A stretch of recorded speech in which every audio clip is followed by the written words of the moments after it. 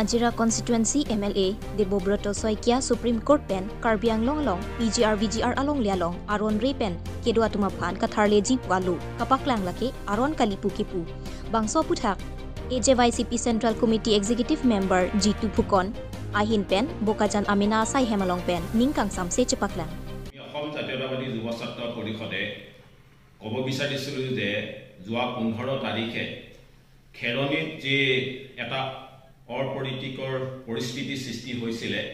যে খিলঞ্জীয়া ভূমিপুত্ৰই বহিৰাগতৰ হাতত যে আক্ৰমণ হৈছিল সেই আক্ৰমণক আমি নিন্দাৰ গৰিহণা দিছিলোঁ কিন্তু শেহতীয়াকৈ আমি আচৰিত হৈছোঁ যে অসম বিধানসভাৰ যে অধিবেশন চলি আছে সেই অধিবেশনত কংগ্ৰেছৰ সভাপতি তথা বিৰোধী দলৰ মুৰব্বী গৰাকী দেৱব্ৰত শইকীয়া ডাঙৰীয়াই যে শূন্যকালীন অৱস্থাত তেখেতে বিধানসভাত কাৰ্বি আংলঙৰ যি পিজিআৰ আৰু ভিজিআৰ ওপৰত যি বক্তব্য দাঙি ধৰিলে সেই বক্তব্যত আমি যুৱ ছাত্ৰ পৰিষদে সৰ্বপ্ৰথমে নিন্দা গৰিহণাৰ তীব্ৰ প্ৰতিবাদ কৰিছোঁ কাৰণ আমি কিয় কাৰণে কৰিছোঁ দেৱব্ৰত শইকীয়াই তেখেতে আহিব লাগিছিল আহি তেখেতে স্বৰ তদন্ত কৰি নিজেই চাবহি লাগিছিল যে পৰিস্থিতিটো কি হৈছিল আজি অসমৰ লগতে কাৰ্বি আংলঙৰ যি ভূমিপুত্ৰই সকলে বহিৰাগতত লাঞ্ছনা বা বঞ্চনা বা নিৰ্যাতিত হ'বলগীয়া হৈছে এই ক্ষেত্ৰত আমি প্ৰশ্ন কৰিব বিচাৰিছো বিৰোধী দলৰ দলপতি গৰাকীক দেৱব্ৰত শইকীয়া আপুনি এই ক্ষেত্ৰত কি ব্যৱস্থা গ্ৰহণ কৰিছে বা জাতিটোৰ সুৰক্ষা ক্ষেত্ৰত আপুনি কি ব্যৱস্থা গ্ৰহণ কৰিব আপুনি নিজৰ আহা 24 তথা 26 বৰ্ষত যি বিধানসভা আহি আছে আপোনাৰ নিজৰ সমষ্টিত কেনেকৈ জয়যুক্ত হ'ব বা জিকি আহিব এই ক্ষেত্ৰত আপুনি গুৰুত্ব প্ৰদান কৰক বা আপুনি চিন্তা চৰ্চা কৰক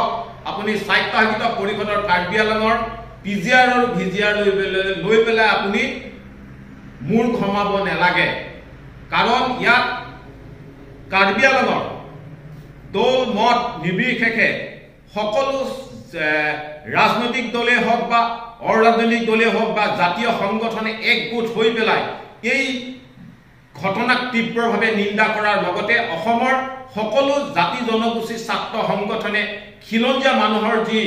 ভূমিপুত্ৰসকলক বহিৰাগতে আক্ৰমণ কৰিছিল এই ক্ষেত্ৰত সকলোৰে মাৰ বান্ধি থিয় হৈছিল আৰু মাত মাতিছিল এই ক্ষেত্ৰত দেৱব্ৰত শইকীয়া ডাঙৰীয়াই দেখা নাছিলে নেকি সংবাদ মাধ্যমৰ যোগেদি আমি সেইকাৰণে দেৱব্ৰত শইকীয়াক কৈছোঁ যে আপুনি খিলঞ্জীয়া পক্ষত আছেনে নে ৰাজনৈতিক উদ্দেশ্য প্ৰণোদিতভাৱে আপুনি বহিৰাগতৰ হাতত আপুনি বিকি হৈছে নেকি সেইকাৰণে আমি ক'ব বিচাৰিছোঁ যে যুৱ ছাত্ৰ পৰিষদে কাৰ্বি আংলঙৰ স্বায়ত্তশাসিত পৰিষদৰ মাননীয় ডক্টৰ তুলিৰাম ৰংহাংদেৱে যি সততা আৰু সাহসতাৰ পৰিচয় দিলে সেইবাবে আমি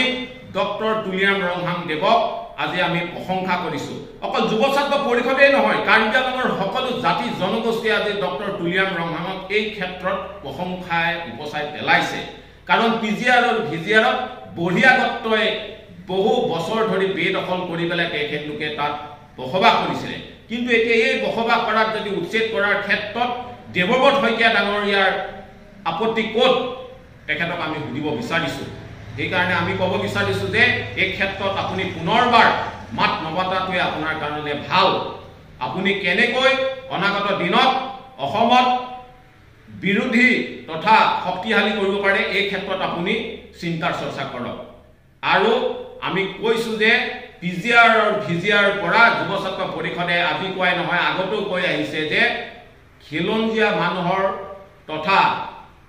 যি বহিৰাগতই আক্ৰমণ কৰিলে সেই বহিৰাগতক উচ্ছেদ কৰিবই লাগিব এইটো আমাৰ যুৱ ছাত্ৰ পৰিষদৰ দাবী সেইকাৰণে চৰকাৰে এই ক্ষেত্ৰত গুৰুত্ব সহকাৰে লৈ পেলাই